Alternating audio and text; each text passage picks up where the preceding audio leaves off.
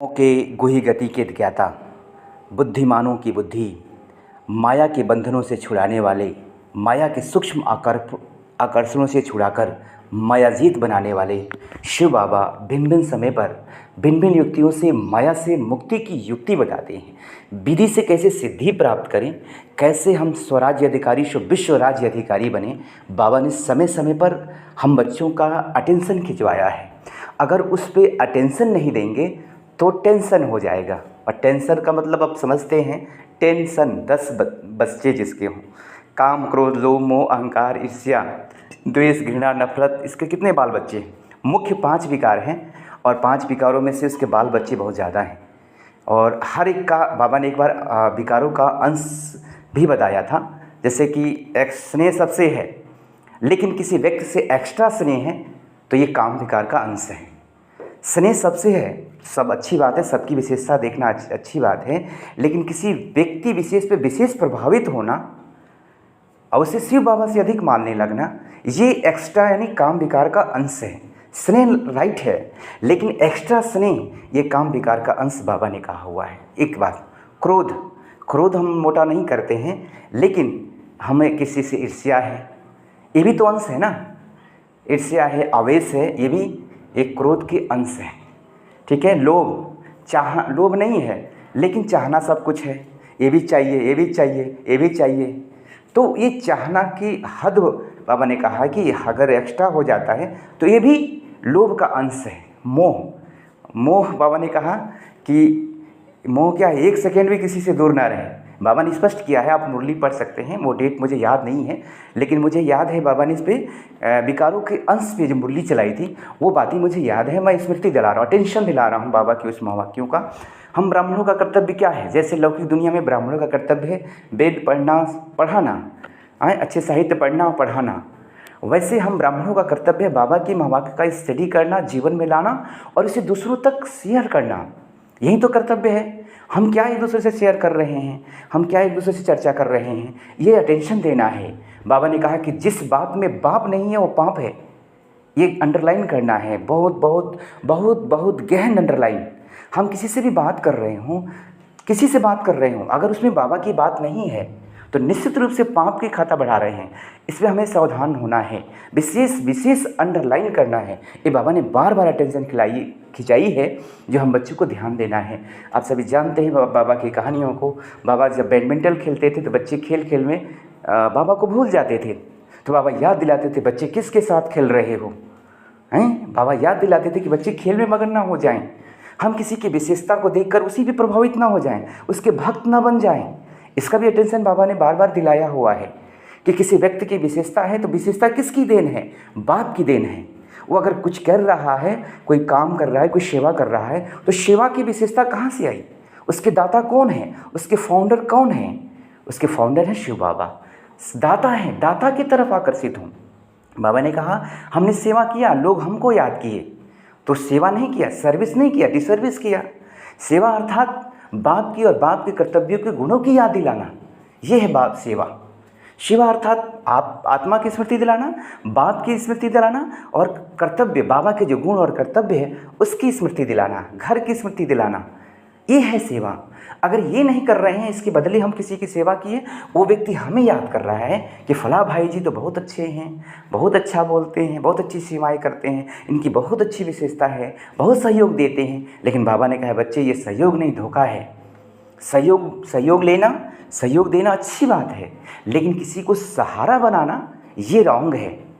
इस पर हमें अटेंशन देना है, अटेंशन खींचना है, अटेंशन देना है हम सभी को। तो इस सूक्ष्म बातें जो बहुत ध्यान देना है। तो सहयोग देना अच्छी बात है, लेकिन किसी को साथी बनाना, जीवन साथी बनाना, ये रॉन्ग है, ये भी ध्यान देना है। इस समय पर सूक्ष्म बाबा ने बात बताई हुई। और हम सभी क्यों आए हैं बाबा के घर में? हम सभी आए ही हैं नर से श्री नारायण और नारी से श्री लक्ष्मी जैसा बनने। मतलब ये डायरेक्ट थोड़ी बन जाएंगे, एक पद है, हमें बनना है। इस नर से नारायण और नारी से श्री लक्ष्मी जैसा बनना, एक वाक्य में कहें संपन्न और संपूर्ण बनना। इसको थोड़ा और क्लियर करें, ब्रह्मा बाप समान बनना और थोड़ी क्लियर करें अव्यक्त फरिश्ता बनना। थोड़ा सा क्लियर करते जा रहे हैं। फरिश्ता बनने का मतलब क्या हुआ? फरिश्ता कब बनेंगे? फरिश्ता माना जिससे किसी भी आत्माओं से कोई रिश्ता ना हो। ये फरिश्ता की बहुत सूक्ष्म डिफिनेशन है, मैं शॉर्ट में क्लियर करता हूँ। बाबा ने एक मुरली में क्लियर किया है, फरिश्ता अर्थात किसी भी देहधारी से कोई रिश्ता नहीं, इतना तक जाना है। ना भाई का ना बहन का भी रिश्ता नहीं, सर्व संबंध सर्व रिश्ते एक बाप से वही फरिश्ते हैं। ये बहुत गहन डिफिनेशन है, हम सभी को विशेष इस यहाँ तक पहुँचना है। ये ब्रह्मा बाबा ने करके दिखाया। और फरिश्ता बनने से पहले हम डायरेक्ट फरिश्ता थोड़ी बन जाएंगे, हमें ब्राह्मण बनना है। और ब्राह्मण की क्या क्वालिटी है, ब्राह्मण की क्या विशेषता है, उसको जानेंगे नहीं तो ब्राह्मण बनेंगे कैसे? कई आत्माएं तो अभी शूद्र ही हैं, हाफ कास्ट ब्राह्मण है बाबा कहते हैं। तो हम सभी इस पर चेक करना है। अगर हम भी, हमारे अंदर भी वो ब्राह्मण की क्वालिटी नहीं तो हम खुद हाफ कास्ट ब्राह्मण हैं। अभी हमें संपूर्ण ब्राह्मण बनना है। संपूर्ण ब्राह्मण बनेंगे तो फरिश्ता बनेंगे। ये सब ध्यान देना है। क्या क्वालिफिकेशन है ब्राह्मण की? ब्राह्मण कहते किसे हैं? ब्राह्मण सारी मुरलियाँ चली हुई हैं, सारे क्लास भरे पड़े हैं। हम सर्च करें कि सच्चे ब्राह्मण कौन हैं, ब्राह्मण के लक्षण क्या हैं, उस सारे बाबा की मुरलियाँ क्लासेस यूट्यूब पे अवेलेबल है। आप वहाँ पढ़ें, जानें और फिर ब्राह्मण बने, फिर फरिश्ता हम बन जाएंगे। तो पहले हम सच्चे ब्राह्मण बने। फिर बाबा ने एक बार क्लियर किया कि देवता बनने के लिए क्या करना पड़ेगा। पूज्य कौन बनते हैं? जो वफादार होते हैं। हाँ, जो आज इसका टॉपिक जो आपने सुना कि ये टॉपिक जो है कि बाप की नज़र में, शिव बाबा की नज़र में बेवफा कौन है? तो बेवफा जो होते हैं ना, वो कभी वो खंडित कहे जाते हैं। और खंडित की पूजा नहीं होती, पूज्य नहीं बन पाएंगे वो। खंडित मूर्ति की पूजा नहीं होती है। तो वफादार कौन है? ये कुछ बातें क्लियर कर देते जो मैंने नोट किया था, जो डेट में, जिस डेट में बाबा की मैंने मुरली नोट किया था। कुछ बातें आपके समक्ष रखते हैं। आप सभी ब्राह्मण कुलभूषण आत्माएँ इस पे ध्यान देंगे और उस मुरली को देखिए जिसमें बाबा ने मुरली चलाई थी, कि बहुत गहन मुरली है। बाबा ने 26 जनवरी 1955 की मुरली चलाई थी। उसमें जो मुख्य बात जो कही थी कि कौन सी आत्माएं पूज्य नहीं बन सकती, कौन सी आत्माएं वफादारी की लिस्टें खंडित हो जाती हैं, वो थोड़ा ध्यान से सुनेंगे। बाबा ने कहा था जैसे पति पत्नी एक दूसरे के वफादार बनते हैं, तो स्वप्न में भी अगर दूसरे की याद आ गई तो वफादार नहीं कहा जाता। तो ब्रह्मा बाप को देखा। अब देखिए बाबा ने ये एग्जाम्पल दिया ब्रह्मा बाबा को।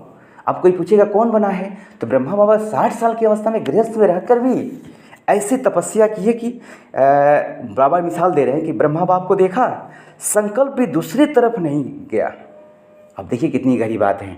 ब्रह्मा बाबा ने ऐसी तपस्या किया, उनका संकल्प मात्र भी ना तो किसी व्यक्ति की तरफ, ना वैभव की तरफ, ना किसी की तरफ आकर्षण गया। बाबा क्या कह रहे हैं उसको क्लियर देखिए बाबा के शब्दों में ही। बाबा ने कहा कि संकल्प मात्र भी दूसरे की तरफ आकर्षित नहीं हुई, एक बाप ही सब कुछ है। इसको कहा जाता है वफादार। अब देखिए वफादार की और लिस्ट बाबा बता रहे हैं। अगर पदार्थ का आकर्षण है, साधनों की आकर्षण है, तो साधना खंडित हो जाती है। अंडरलाइन नोट करेंगे इस बात को, जो नोट कर रहे हों, उसकी साधना खंडित हो जाती है। जो किसी पदार्थ की तरफ आकर्षित होते हैं, साधनों की तरफ आकर्षित होते हैं, किसी व्यक्ति की तरफ आकर्षित होते हैं, तो साधना खंडित हो जाती है, वफादारी खंडित हो जाती है। और खंडित कभी संपन्न पूज्य नहीं गाया जाता है। जिन्हें ये भ्रम है कि हम तो किसी के व्यक्ति को याद कर रहे हैं, किसी व्यक्ति से प्यार कर रहे हैं, किसी व्यक्ति से बाबा, आधा समय बाबा की तरफ, आधा समय किसी व्यक्ति से हम नाता जोड़ रहे हैं, कोई व्यक्ति सहयोग मिल रहा है। बाबा ने कहा कि एक बाप के सिवाय अगर किसी आत्मा को सहयोगी बनाते हो तो वो कर्मातीत आत्मा बन ही नहीं सकती। आप कर्मातीत पे बाबा की जो मुरली चली है आप उसको देख लीजिए कि किसी भी व्यक्ति की तरफ अगर सूक्ष्म में भी सहयोग ले रहे हैं, है ना, उस व्यक्ति की तरफ बाप से ज़्यादा अगर आकर्षण है किसी व्यक्ति की तरफ, तो बाबा ने कहा कि कर्मातीत बनने की बजाय कर्म बंधन बच जाएगा। सहयोग लेना, सहारा बनाना, सहयोग लेना, सहयोग देना अलग बात है, लेकिन सहारा बनाना गलत है।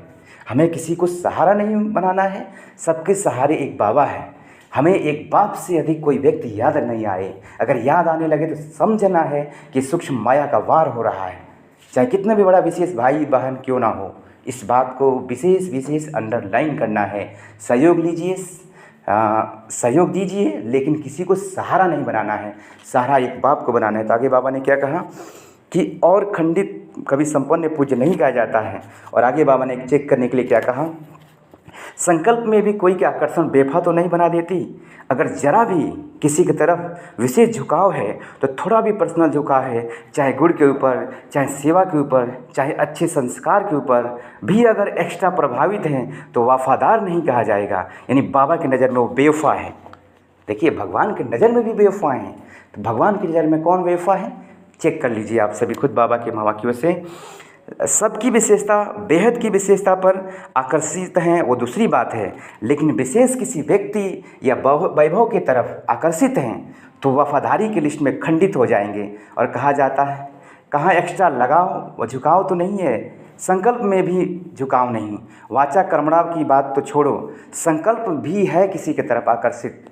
संकल्प में अंडरलाइन करने वाली बात है। बाबा ने कहा कि वाचा कर्मणा झुकाव है दूसरी बात है, लेकिन संकल्प मात्र भी अगर झुकाव किसी व्यक्ति की तरफ बार बार बुद्धि जा रहा है तो बाबा ने कहा कि संकल्प मात्र भी झुकाव होगा अगर हो रहा है, बार बार किसी तरफ बुद्धि जा रही है, दिल जा रहा है, तो क्या कहेंगे? बाबा ने कहा कि वो भी वफादार की लिस्ट से खंडित हो जाएंगे और खंडित मूर्ति की कभी पूजा नहीं हो सकती, यानी पूज्य नहीं बन सकता है। बहुत गहरी बात है, बहुत गहन सूक्ष्म से सूक्ष्म पुरुषार्थ है। बाबा ने कहा कि जस केले के पात में पात पात में पात, अतस ज्ञानी के बात में बात बात में बात। बाबा की एक बात में अगर बहुत गहराई है, अगर जितना हम जानते जाएंगे हमारी कमियां स्पष्ट होती जाएंगी, क्योंकि हम अपने आप को अच्छी तरह नहीं जान सकते हैं। कभी कभी मोतियाबिंद आ जाता है हम सभी के आँखों में, तो वो मोतियाबिंद का इलाज बाबा करता है मुरलियों के द्वारा, है ना। जितनी अव्यक्त मुरलियाँ हैं उसको पढ़िए तो आपको मालूम चलेगा कि हमें हमारे अंदर क्या कमी है, क्या कमजोरी है और कैसे उसे दूर करें। सारा युक्ति बाबा ने बताई हुई। हम पढ़ेंगे नहीं, सुनेंगे नहीं तो हम कैसे बनेंगे, कैसे अपनी कमियों को दूर करेंगे? देखिए कितने अद्भुत मुरली बाबा ने चलाई, तो इस बात को हमें ध्यान देना है। फिर बाबा ने एक और मुरली चलाई थी जो बहुत गहन है, मैं आप सभी को याद दिला देता हूँ। बाबा ने कहा था, संकल्प में भी अगर किसी व्यक्ति पे प्रभावित होते हैं तो प्रभावित होना माने बाप को तलाक देना, और बाप को तलाक देना माने राज्य भाग को तलाक देना। कितना गहन बात है, कितना अंडरलाइन करने वाली बात है। अगर संकल्प मात्र भी किसी व्यक्ति की तरफ आकर्षित हो रहे हैं, यानी राज्य भाग को लात मार रहे हैं, वो सीन सामने लाना है। जब भी किसी व्यक्ति की तरफ हमें आकर्षण हो, चाहे नाम की तरफ, चाहे रूप की तरफ, चाहे गुण की तरफ, चाहे विशेषता की तरफ, चाहे सहयोग की तरफ आकर्षित हो रहे हैं और बाप के बदले उस व्यक्ति की बार बार याद आ रही है, सहारे दाता बाप को छोड़कर हम किसी व्यक्ति को विशेष सहारा बना रहे हैं, उससे सहयोग ले रहे हैं, हम समझते हैं कि बहुत अच्छा कर रहे हैं, उड़ रहे हैं, चल रहे हैं बाबा के शब्दों में। लेकिन बाबा ने कहा कि बच्चे, दाता विधाता वरदाता बीज रूप बाप को छोड़कर डाल डालियों पे झूलते रहेंगे तो अटकाएगी, लटकाएगी और भटकाएगी भी।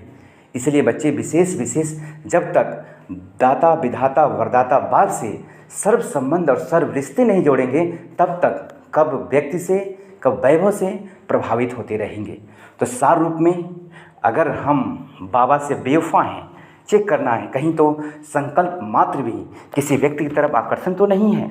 बाबा ने कहा कि अगर हमारे संस्कार जो भी सब पुराने संस्कार के वशीभूत हैं, तब भी हम क्या हैं, वफादार के लिए से खंडित हैं, क्योंकि प्रभावित है ना, संकल्पों से प्रभावित है। कोई मोह के वश हुआ है, कोई काम विकार के वश होकर बार बार अवज्ञा कर रहा है, तो वशीभूत वाला भूत है, वो भूत के वशीभूत है, वो बाप के वशीभूत नहीं है, भूतनाथ बाबा की वशीभूत नहीं है। तो हम सभी को विशेष ध्यान देना है। इस 16 मिनट के वीडियो में मैं आपका अनुज राजयोगी ब्रह्मा कुमार सूरज, राजयोग मेडिटेशन सेंटर, फाजिल नगर, जिला कुशीनगर से प्राण प्यारे बाबा के महावाक्यों को कुछ स्टडी करता हूँ। मैं अपने लिए ये विशेष नोट कर लेता हूँ कि कहीं अगर हम ट्रेवलिंग करें, कोई कार्य करते रहें, तो बाबा की जो भी महावाक्य हैं, जो हमें स्मृति आती है, उस पर मैं आप सभी महानुभावों से शेयर करता हूँ। जो बाबा के नए बच्चे हैं वो कृपया इस बातों को विशेष अटेंशन देंगे, अपने डायरी में भी नोट करेंगे बाबा की सब बातें। अगर बाबा की शिक्षाएं स्मृति रहेंगी, जैसे बाबा ने कहा है ना, बाबा की बातों को जगदीश भाई ने एक बार कहा था कि कलेक्शन करो, बाबा के महावाक्यों को कलेक्शन करो, मुरलियों से, वरिष्ठ भाई बहनों के अनुभव से, दादियों के क्लासेस से कलेक्शन करो। कलेक्शन करेंगे तो करेक्शन होगा कि बुद्धि में आएगी क्या करना है, क्या नहीं करना है, कौन से संकल्प करना है, कौन से संकल्प नहीं करना है, कौन सी दृष्टि रखनी है, कौन सी दृष्टि नहीं रखनी है। इस सारी बातें कलेक्शन से करेक्शन होने लगेगा, और करेक्शन जब होगा तो कनेक्शन बाबा से जुट जाएगा, और कनेक्शन जब जुटेगा तो बाबा ने कहा है कि कनेक्शन से परफेक्शन आने लगेगा, यानी संपूर्णता, जिसको मैंने कहा जो हम सभी का लक्ष्य है। हम आए हैं ब्राह्मण कुलभूषण आत्माएं बाप समान संपन्न और संपूर्ण बनने के लिए, उसी को परफेक्शन कहते हैं एक शब्दों में। तो परफेक्शन के लिए कलेक्शन जरूरी है।